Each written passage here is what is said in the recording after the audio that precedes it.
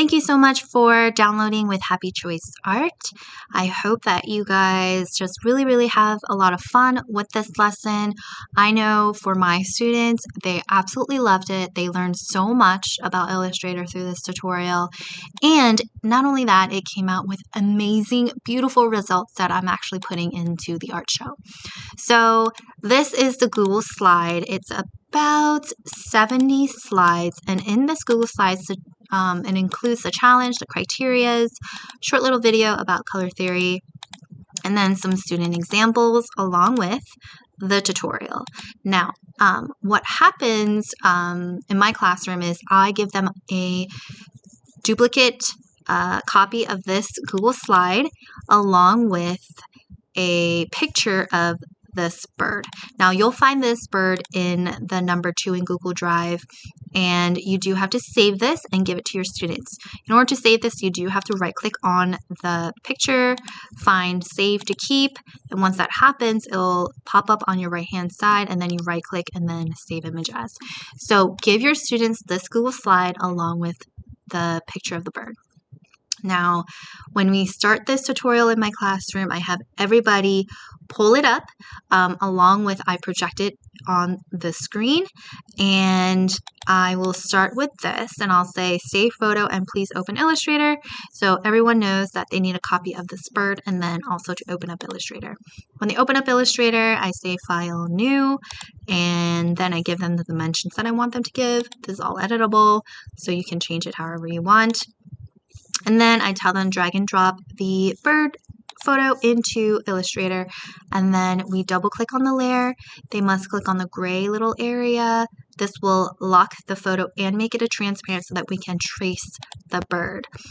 We're going to create a new layer and rename it bird.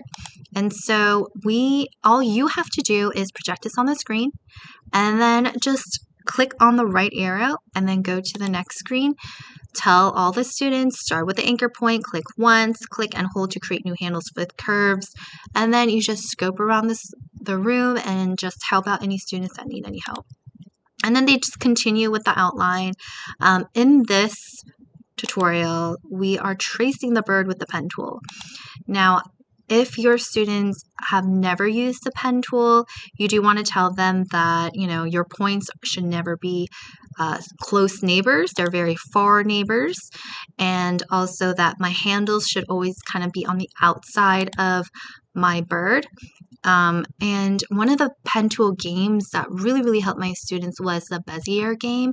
You can just Google that. It's Bezier. And it's a really fun Illustrator game. They do get frustrated with it, but I find that it really does help.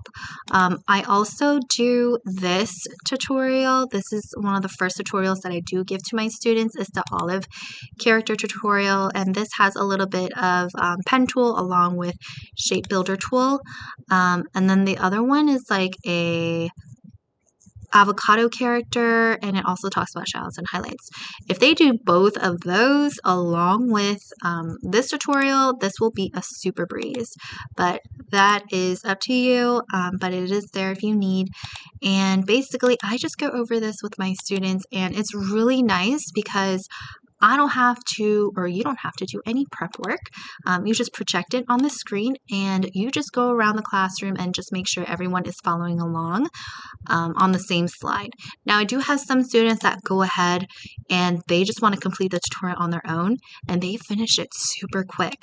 But I always have a few students that, they just need the extra help from the teacher, and this just makes it really nice because since everybody is kind of doing the same thing, I can just find who is struggling and I can easily go to them and help them. But yeah, all of this, we talk about the scatter brush, we talk about gradient, and so they learn a lot through this and they come out with amazing results. I mean, take a look at my student results. These students have never done Illustrator before, and these are the results, and I was just so amazed by them. And then after that, they will be doing a planning sheet. Now you can print this out, but I do all of this digital. I do have them choose a country and find a landmark or element to incorporate in the design, talk about a little bit about composition and finding a color scheme.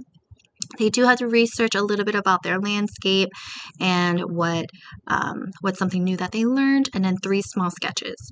Now with the 3 small sketches, I have them sketch it out in their sketchbooks or on a piece of paper, and then they take a picture of it and they upload it into my Google Docs. I find that just works really well. I have all of it digitally and it just works really well for me.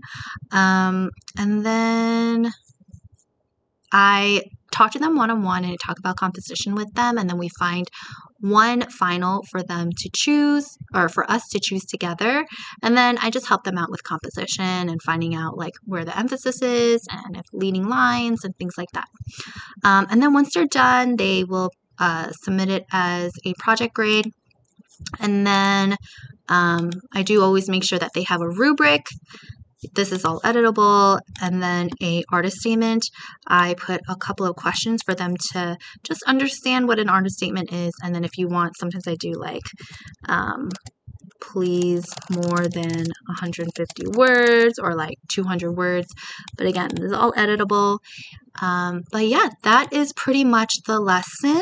If you have any questions, please feel free to reach out to me at happychoiceart@gmail.com.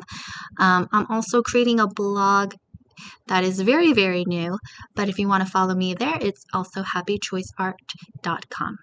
And thank you so much for your purchase. I am so excited for you to just do it with your students, and please leave a review. You can earn like TPT credits for it. But thank you so much. Hope you have a great day.